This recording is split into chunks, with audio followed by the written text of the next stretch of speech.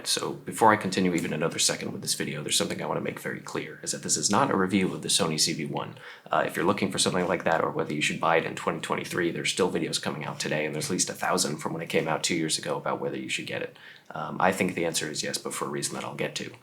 For one thing, the photo and video quality is good. The portability, of course, is excellent. The audio quality, I think, is very, very good. On the other side, the menus are not good. The lack of buttons is not good. Of course, that's due to its size.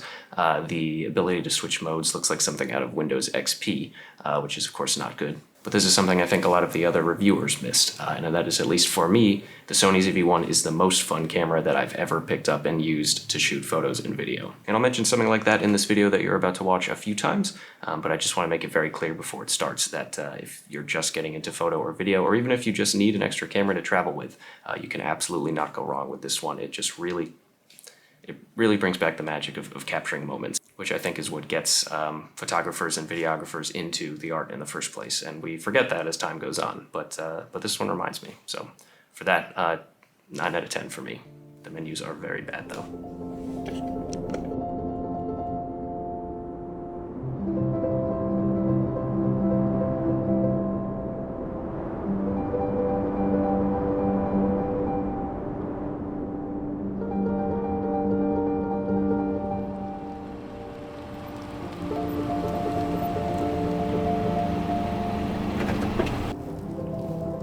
So the last episode was probably the last time in this area that you needed gloves, and today is the next time that you needed them, and I don't have them. But welcome back to another episode. Okay, I went back in the car because it's pretty freezing. So welcome everyone, welcome back to a new year of photography and adventure, hopefully. To start, help that process, I got a lovely Columbia jacket for my girlfriend for Christmas. I figured 25 is old enough that I can finally stop trying to look good and just be comfortable. But with this I kind of, well, with my collar popping out, with this I kind of get to do both. Super comfy, nice big hood, and I'm definitely going to be wearing it today. Now back during our anniversary with my girlfriend, which was about a month before Christmas, I got her a massage coupon to a place nearby. So I figured I would take her to that, and while she's away, I do something, I do a quick episode with somewhere that's very, very close to me. But my gift from me to her for Christmas was also something very exciting, and that's what I'm going to be using today, starting right now. So this is now switched over to the Sony ZV-1, and that's what I got my girlfriend for Christmas. She really wanted to start doing vlogs of herself. She loves watching that thing while she works from home a lot of the time, and she actually really has enjoyed the process of editing and stuff like that, which I think is really cool. But since she's gotten it, I can't help but when it's lying around and stuff that I really want to pick it up and just start recording or shooting footage with it. It's just one of those little things, you know. It's you know, I said in the very last episode that I want to start shooting more with my phone because it is a camera, but there is something very, very satisfying about, you know, the tactile feel of pressing a button and you're hearing a satisfying click. In this case, it's a fake click, but I actually still really like it. And so, I don't know, it's just been one of the more fun cameras that I've picked up in a long time, which is, you know, half the reason, or should be half the reason that we pick up a camera in the first place. So from here on out, that's what I'm going to be using today, just filming and taking photography. And the subject of the day will be a very interesting and fortunate place that I'm lucky to have around me. Kind of a given for winter, because I've been stuck this whole past few weeks just wondering what the next episode's going to be. But this is a little quick one while I have a few hours to spare. So that's what we'll be doing today at...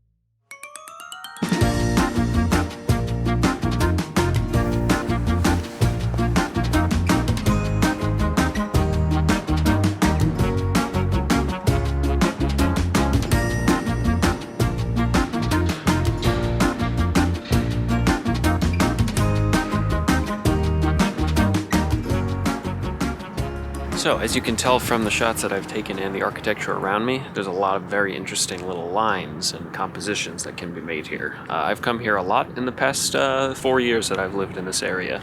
I've come in the summer, I've come in the winter now, I've come in the sunrise and sunset. Yeah, it's really a great place to practice photography, to go when you just want to go out and do it. A very, very interesting location with a lot of history. But anyways, where we are now is sort of a walkway, a trestle path that they built right in front of this massive structure that you can pretty much just go and gaze and kind of look in and see how things work. There's a lot of little interesting fact sheets that they have around here. But today we'll be looking for those compositions that have a lot of leading lines, a lot of a lot of shapes and different things that can be framed. There's actually a few interesting. Oh, they flew off. Well, there's some cool birds of prey that were pitched up there. So this camera has a 24-70 lens, so I could get a little punch in. It's really funny with my other camera, I got really good at looking at the lens, but here I keep looking over at the screen that's off to the side, which I told her not to do, and now I'm doing it as well. And it really is such a benefit to have something like this here, because every time you go, you can sort of just look up, look down.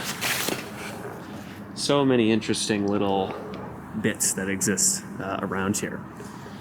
So it's very neat. I think what I'm gonna do is just walk without the camera in my hand. It's now attached to a little tripod. And I'm gonna see if anything strikes me just on each little section of it. And yeah, we'll see if I find anything interesting. If I do, I will come back and sort of work my way back with this camera now to see what we can find.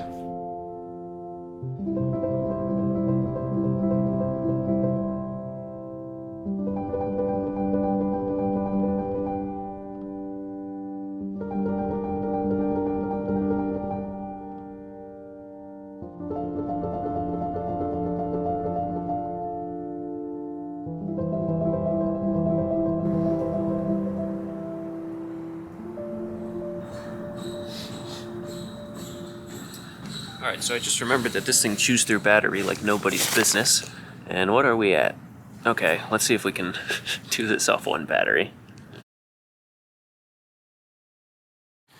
There really is just a ridiculous amount of potential here. I don't know, there's not even, it almost feels like you're cheating in some ways because you can just take very interesting shots no matter what. I'm shooting on auto with this way more than I normally would, auto ISO and everything like that, which is, takes some of the stress off as well, so you can just enjoy the experience of what you're doing. And there's a few of the shots I got literally just from walking about there to about there, 10 feet.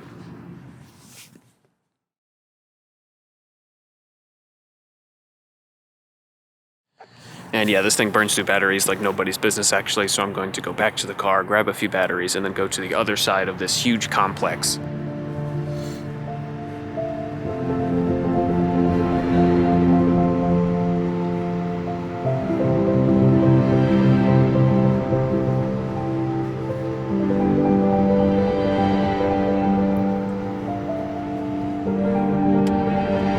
The building behind me I've wanted to go in for a long time, and there used to kind of be a way to go in, but I never had the courage to do it. But now they've pretty much totally fixed one of the fences and stuff, so that option's lost to me forever. Just driving by, I had a good idea actually to take, there's many of the same window, but in the same way they're also very different. As you can see, each one is kind of broken in their own unique way.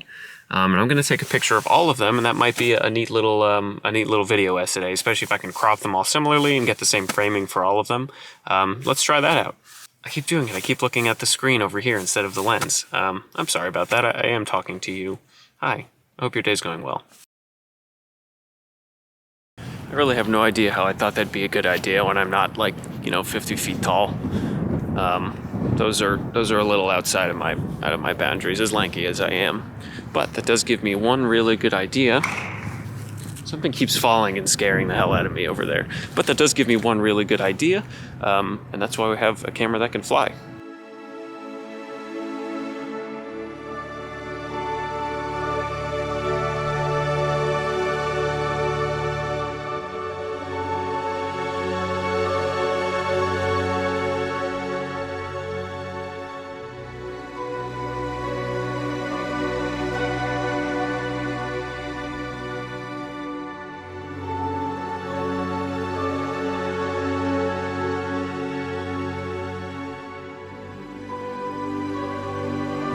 All right, well, we will see how some of those photographs come out. I think that drone idea was useful, and that's kind of why I always pack it, because you never know.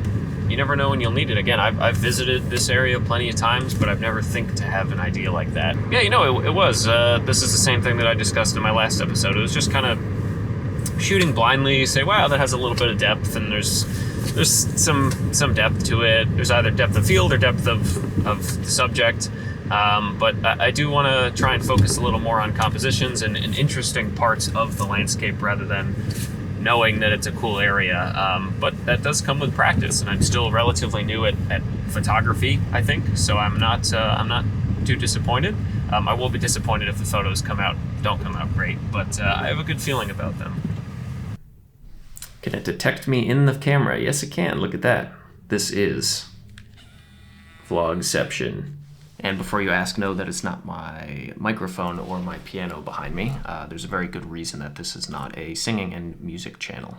Now, what I did know about this camera going into it, which I thought was very cool, but my girlfriend probably doesn't care much about at all, is that it does have a built-in ND filter. Now, what an ND filter does, and this is kind of trippy, and I really don't understand the black magic that goes into this.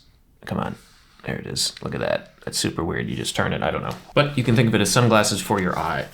Sunglasses for your eyes. Oh, you know what sunglasses are? It's like an ND filter for your eyes. No, an ND filter is like a sunglasses for your camera. So what that basically does is cuts down on the amount of light that passes through the sensor, which is good for achieving lower shutter speeds in particular. For video, you want a pretty low shutter speed so that you get a correct amount of motion blur. But for photography, I've used it now both in my previous episodes. So that's how you achieve that sort of super silky smooth water effect. But it can also be used in a variety of different creative ways, such as the blowing of trees in the wind or something like that. Thomas Eaton, my favorite landscape photography YouTuber, used this as an example of one of his videos very recently. So I knew that this had an ND filter going into buying it. What I did not know is that there does not appear to be a way to turn off that ND filter going from video mode to photo mode, which means all of these photos that I took were about 1/30th of a second, which, I mean, 1/30th of a second, that sounds pretty good, but it really isn't. Even the tiniest movements will cause some blur. So these photos probably aren't as sharp as they could be.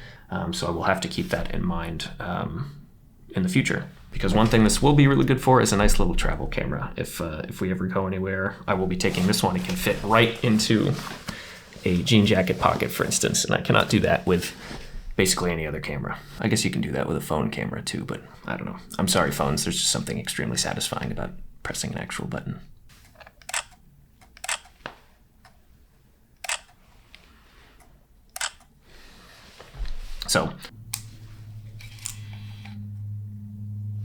So with all that said, just enjoy this last little sequence. I'm going to go back down to the Main Street area where there's a lot of historical buildings. It's a nice kind of overcast day, I think, for something like that. Just a nice sort of mellow day to go down and take a few more photos with this, which is, again, a very fun little camera to use.